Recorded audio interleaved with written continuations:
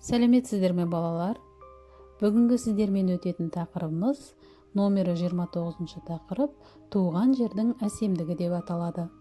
Сабағымызды бастамас бұрын әдеттегідей бесті ережесін есімізге түсіріп алайық. Талап, тәртіп, тазалық, тыныштық, татулық. Ал енді балалар, ыңғайланып отырайық. Денемізді түзу ұстап, көзімізді жұмайық. Елестетіп көріңіз.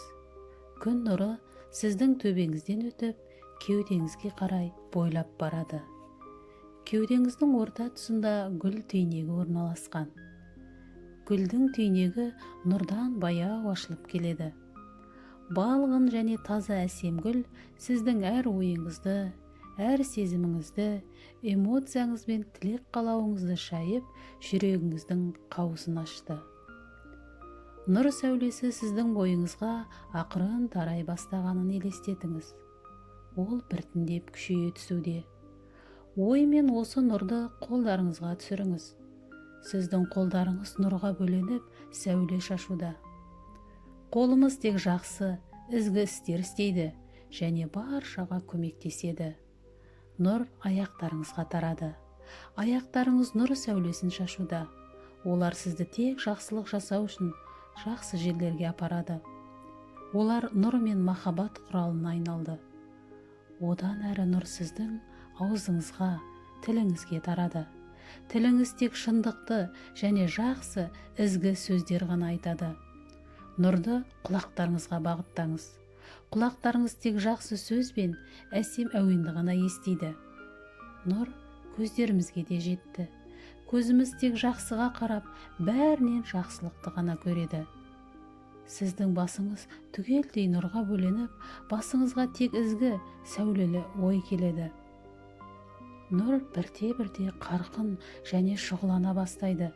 Сіздің денеңізден шығып, жан-жағыңызға сәуле шашады. Осы нұрды туысқандарыңызға, мұғалімдеріңізге, достарыңызға, таныстарыңызға бағыттаңыз. Нұрды уақытша түсініспей, ренжісіп жүрген адамдарға да бағыттаңыз. Олардың да жүрегі нұрға толсын. Осы нұр бүкіл әлемге, барлық адамдарға, жан-жануарларға, өсімдіктерге, барлық тірі жанға таралсын. Ғаламның барлық түкпір-түкпіріне нұр бағыттаңыз. Ойша айтыңыз, мен нұрлымын. Нұр менің ішімде, мен нұрмын. Осындай нұр, махаббат және тыныштық күйінде отыра тұрыңыз. Енді осы нұрды жүрегіңізге орналастырыңыз. Нұрға толы бүкіл әлем сіздің жүрегіңізде. Оны осындай әсем қалыпта сақтаңыз. Жаймен көзімізді ашуға болады. Ал енді балалар, бәріміз бүгінгі сабағымыздың дәйек сөзіне назар аударайық. Кәне оқиықшы. Туған жерге туың тік. Иә балалар. Неліктен туған жерге туың тік деп тұр? Дәйек сөзден қандай ой түйдіңіз? Иә балалар, туған жерге туыңды тік деп дана халқымыз бекер айтпаған. Осы бір ауыз сөзде қаншама салмақты ой, терең сыр жатыр десеңізші. Туған жер адам өмірінде киелі орын алады. Нақты осы жер оны елімен, өткенімен және болашақпен байланыстырады. Балалар, енді оқулығымыздың 131 бетін ашайық. Мұнда Міржақып Дулатовтың жайдары жазатты мәтінімен танысайық. Қанекей, зейін салып тыңдаңыздар. Жаз болудың алдында күн ұзарып, ақырындап қар да ери бастайды. Жолдардан, жылғалардан су ағып, көлге, өзенге құяды. Өзенде мұз жарылып, су лайланып, төмен ағып сең жүре бастайды.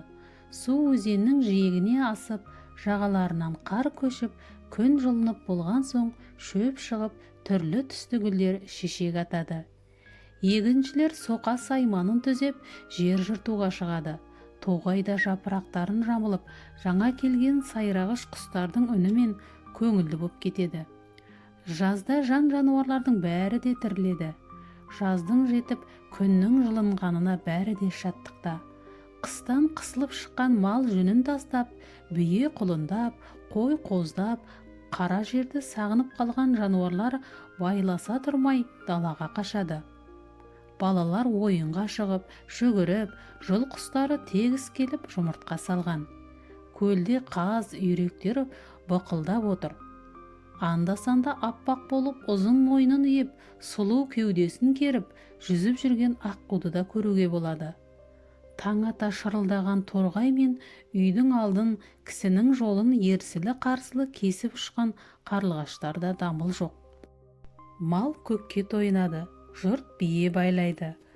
Балалар анау байлаған жас құлындарды желіге оралып қалмасын деп күзетіп, бір жағынан тайларын үйретіп жүр.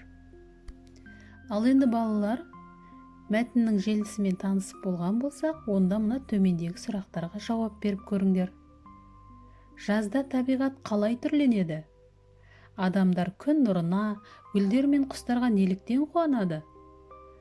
Жазда балалар немен айналысады? Жазғы табиғат адамға несімен қызықты? Өзің тұратын жердің жазғы табиғаты қандай? Айтып бер.